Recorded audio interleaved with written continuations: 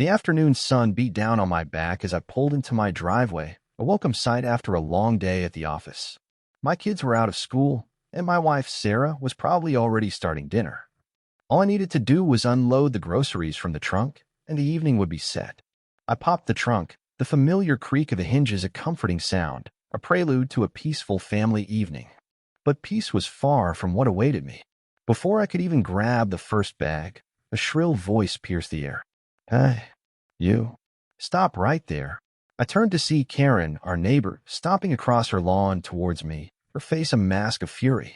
I'd had minor run-ins with Karen before, complaints about the height of my grass, the volume of my children playing, the usual petty suburban grievances. But this was different. This was intense. "What's going on, Karen?" I asked, trying to keep my tone neutral, though a knot of unease was already tightening in my stomach. "Those groceries," she screeched, pointing a perfectly manicured finger at the overflowing bags in my trunk. "You need to give them to me." I blinked, utterly bewildered. "Excuse me? These are my groceries.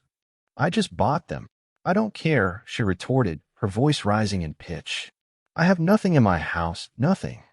You have to give them to me. It's the neighborly thing to do." I couldn't believe what I was hearing. While I always try to be a good neighbor, offering a hand when needed, outright demanding my family's food was beyond the pale. "Karen, I understand you might be having a tough time, but these groceries are for my family. I have kids to feed. I can't just give them away. I would have loved to show some sort of neighborly love, but even though I make decent money, I still have a family to feed and a mortgage to pay." Her face contorted into an even uglier expression. "So you're saying you're not going to help me? You're going to let me starve?" I sighed, trying to reason with her. "I'm saying I can't give you all my groceries. Maybe I could spare a few things, but I can't empty my entire car." She wasn't listening. Her eyes were fixed on the bags, a greedy glint in their depths. "You're being selfish. Absolutely selfish. I deserve those groceries more than you do." She began to advance towards the trunk, her hand outstretched. "Give them to me now." I instinctively stepped in front of the trunk, blocking her access. "Karen, please. Just go home. I'm not giving you my groceries." I was trying to remain calm, but the situation was becoming increasingly absurd and unsettling. I couldn't believe this was happening. All I wanted was to bring food home to my family, and now I was facing off against a crazed neighbor demanding my groceries. Karen's face turned a shade of red I didn't think was humanly possible. Her eyes widened, and her mouth opened into a silent scream before she found her voice again. You're attacking me," she shrieked, loud enough to wake the dead. "He's attacking me. And he stole my groceries." I stared at her stunned. "What are you talking about? I haven't touched you. And I didn't steal anything. These are my groceries. I just bought them." She ignored me, pulling out her phone with trembling hands. 911, what's your emergency?" she barked into the phone. "I'm being attacked and robbed. A black man is attacking me, and he stole my groceries. He's right here in my neighborhood. Send help immediately." Her voice was laced with a hysterical urgency that sent a chill down my spine. I felt a surge of anger mixed with fear. This was insane. She was fabricating a story, twisting the situation into something completely false and malicious. The racial undertones of her accusations were impossible to ignore, and they amplified the fear churning in my gut. A black man stealing from and attacking a white woman. It was a dangerous narrative that could have serious consequences for me.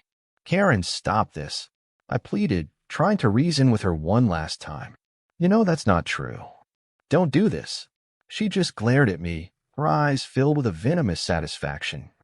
"He's still here. He's threatening me. Please hurry." She yelled into the phone before snapping it shut and pointing it at me like a weapon. I knew I had to stay calm, but my heart was pounding in my chest. I needed to think clearly to figure out how to defuse this situation before it spiraled further out of control. I considered calling Sarah, but I didn't want to worry her unnecessarily. And I certainly didn't want to leave the groceries unattended with Karen still lurking about. The next few minutes felt like an eternity. I stood there, frozen, watching Karen pace back and forth, muttering to herself and shooting me accusatory glances.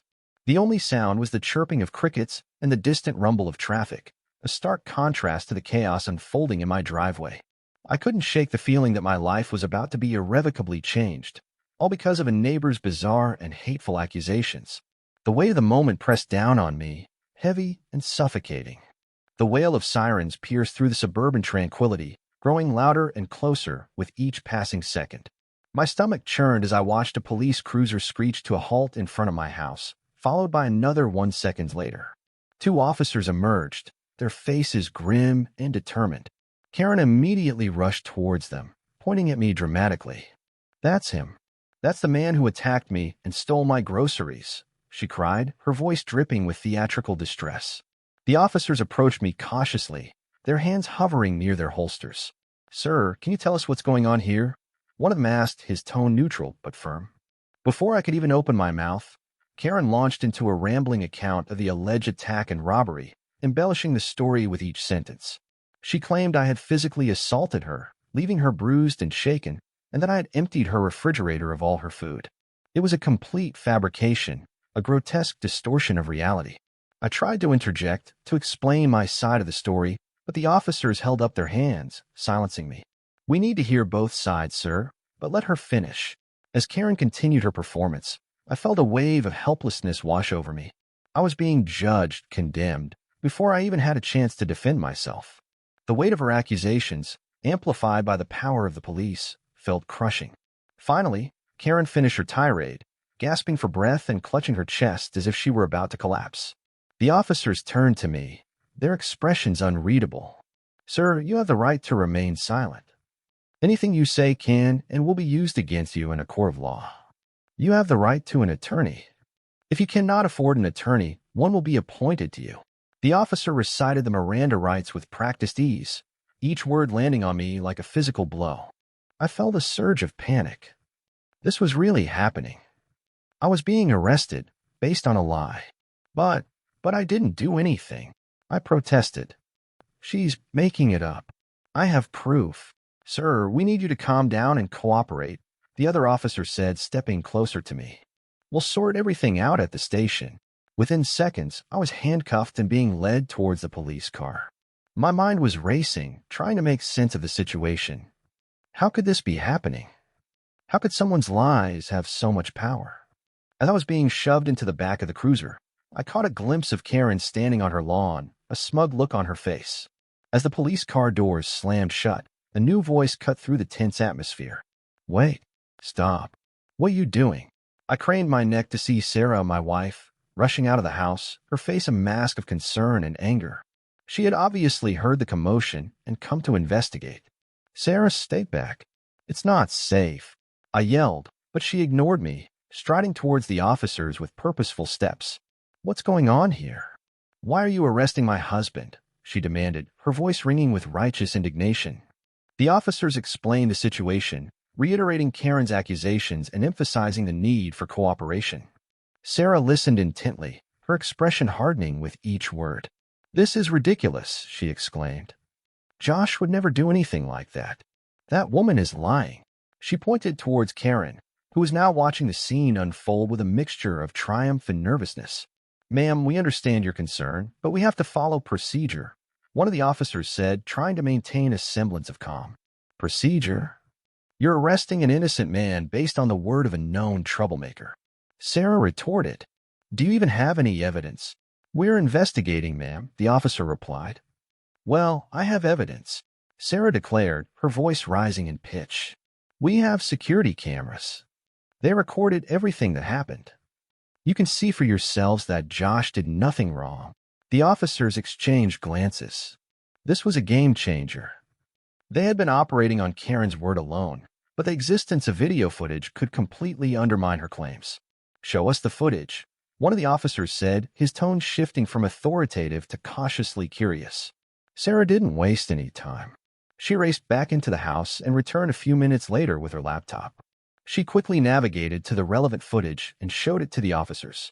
The video clearly showed everything that had transpired: Karen's initial demand for the groceries, Josh's refusal, her fabricated accusations, and the subsequent 911 call. There was no assault, no robbery, no evidence of any wrongdoing on Josh's part. The footage painted a clear picture of Karen's manipulative and deceptive behavior. The officers watched the video in stunned silence. The evidence was irrefutable. They turned to Karen, their faces now filled with disbelief and disapproval. The smug look on Karen's face evaporated as the officers turned their attention to her, their expressions hardening with each passing second. The triumphant gleam in her eyes was replaced by a frantic, desperate fear. "Ma'am," one of the officers said, his voice laced with a newfound severity, "you told us that Mr. Michaels attacked you and stole your groceries. Is that correct?" Karen stammered, her voice trembling. "Well, Is that correct, ma'am?" The officer repeated, his tone unwavering. She hesitated for a moment, then blurted out, "He was threatening me." "I felt threatened. But the video shows that he never touched you, ma'am," the officer pointed out, holding up Sarah's laptop as evidence. "In fact, it shows that you were the one who was being aggressive." Karen's face flushed crimson. She knew she was caught, her carefully constructed lie crumbling around her. But instead of admitting her wrongdoing, she doubled down, clinging to her false narrative with desperate tenacity. "The video doesn't show everything," she insisted, her voice shrill and hysterical. "He edited it. He's manipulating the evidence. He's trying to make me look bad." "Ma'am, tampering with evidence is a serious crime," the officer warned. "And we have reason to believe that you knowingly made false accusations against Mr. Michaels." The realization of the gravity of her situation seemed to finally dawn on Karen. Her eyes widened, and her breathing became shallow and rapid. She was cornered, exposed, and facing the consequences of her actions. But instead of accepting responsibility, Karen lashed out, her anger and frustration reaching a boiling point. She turned towards Sarah, her face contorted with rage. "This is all your fault," she screamed, pointing a trembling finger at my wife. "You and your stupid cameras. You're ruining my life." Before anyone could react, Karen lunged at Sarah, her hands outstretched in a desperate attempt to silence her. In a flash, one of the officers stepped forward, intercepting Karen before she could reach Sarah. He grabbed her arm, pulling her back with surprising force. "Ma'am, you need to calm down," he commanded, his voice firm and authoritative. But Karen was beyond reason. She thrashed and struggled, kicking and screaming, determined to reach Sarah. "Get off me," she shrieked, her voice echoing through the neighborhood. "Let me at her. She's ruining everything." Seeing that she was a danger to herself and others, the officer made a split-second decision. He pulled out his taser and aimed it at Karen. "Ma'am, I'm going to tase you if you don't calm down," he warned, his voice filled with a mixture of concern and resolve. But Karen didn't heed the warning. She continued to struggle and scream, her eyes fixated on Sarah with a burning hatred. With no other option, the officer activated the taser.